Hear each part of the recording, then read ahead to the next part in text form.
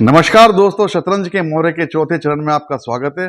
पिछले एपिसोड में हमने देखा कि कैसे वैश्विक शक्तियां भारत को अपनी चालों में उलझाने की कोशिश कर रही हैं, लेकिन 2025 में यह बिसात और भी ज्यादा जटिल हो गई। 22 अप्रैल को पहलगाम में 26 निर्दोष लोगों का खून बिखरा। 7 मई को भारत ने ऑपरेशन सिंदूर से आतंकियों को मिट्टी में मिला दिया और फिर 10 मई को अचानक सीज फायर, वो सीज फायर जिसे ट्रंप ने अपनी मध्यस्थता द्वारा कराया बताया, लेकिन भारत ने इसका खंडन किया। एक्स पर लोग चीख रहे हैं, अगर भारत ने आतंकियों को मारा तो सीज फायर क्यों? क्या यह भारत की ताकत का सबूत है या फिर वैश्विक साजिश का एक और दांव? आइए इस बिसात की हर चाल को खोलते हैं। 22 अप्रैल 2025 को जम्मू कश्मीर के पहलगाम में आतंकवादियों ने 26 लोगों को मौत के घाट उतार दिया। लश्कर तैयबा और उसका मोहरा द रेजिस्टेंट फ्रंट इसके पीछे थे। हर भारतवासी गुस्से में था और जाति धर्म का भेद भूलकर कंधे से कंधा मिलाकर इस हमले का बदला लेने के लिए तैयार खड़ा था।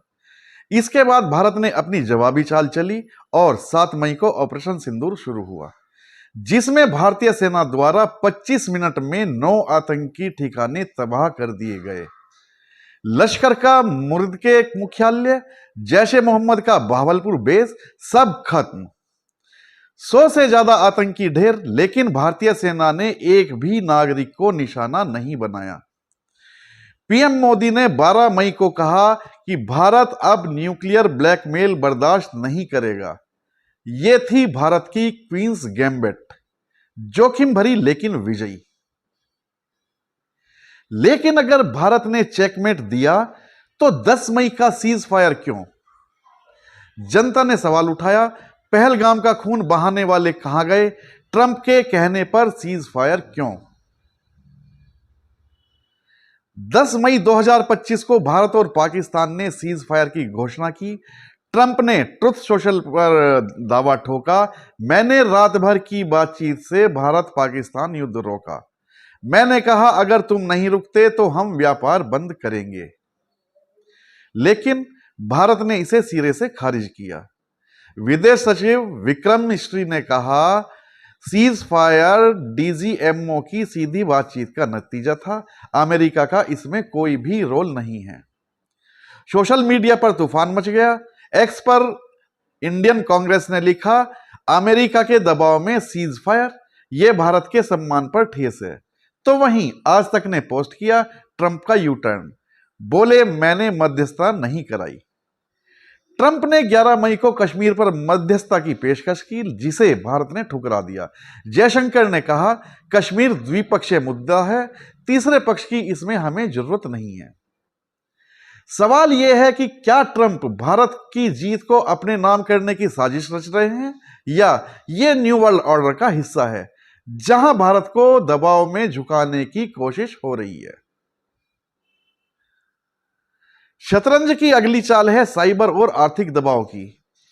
पहलगाम हमले के बाद पाकिस्तान ने 15 लाख साइबर हमले किए, जिनमें यूपीआई, 5G और चुनाव आयोग की वेबसाइट्स निशाने पर थी। भारत ने 14.85 लाख हमले नाकाम किए, लेकिन लगभग 150 हमले सफल रहे। ट्रंप ने भारत पर टैरिफ बढ़ाने की धमकी दी, जबकि $10 बिलियन के रक्षा सौदे भारत को महंगे पड़ रहे हैं। सोशल मीडिया पर लोगों ने पूछा, क्या ये सौदे भारत को कमजोर करने की चाल हैं? भारत ने जवाब दिया, साइबर डिफेंस मजबूत किया है और नौसेना ने अरब सागर में पाकिस्तान की हवाई ताकत को रोका है। लेकिन सवाल वही है, क्या भारत इस वैश्विक बिसात पर अपनी चालें आजादी से खेल पाएगा? साथियों, ऑपरेशन सिंदूर ने दिखाया कि भारत आतंकियों को माफ नहीं करेगा, लेकिन ट्रंप का दावा, सीज फायर का ड्रामा और साइबर आर्थिक हमले सब कुछ मिलाकर कुछ सवाल छोड़ गए हैं। सोशल मीडिया पर लोग पूछ रहे हैं, क्या भारत ने चेकमेट दिया या विश्व शक्तियों ने बिसात पलट दी? पहलगाम के 26 शहीदों का बदला लिया गया, लेकिन क्या यह जीत पूरी है? बीजेपी इंडिया ने लिखा, मोदी ने आतंकियों के सुरक्षित ठिकानों को नेस्तनाबूद कर दिया। लेकिन आईएनसी इंडिया का सवाल है, क्या अमेरिका के दबाव में भारत झुका? तो दोस्तों, यह बिसात आपकी है। क्या भारत इस वैश्विक खेल में चेकमेट देगा या साजिशों में उलझ जाएगा?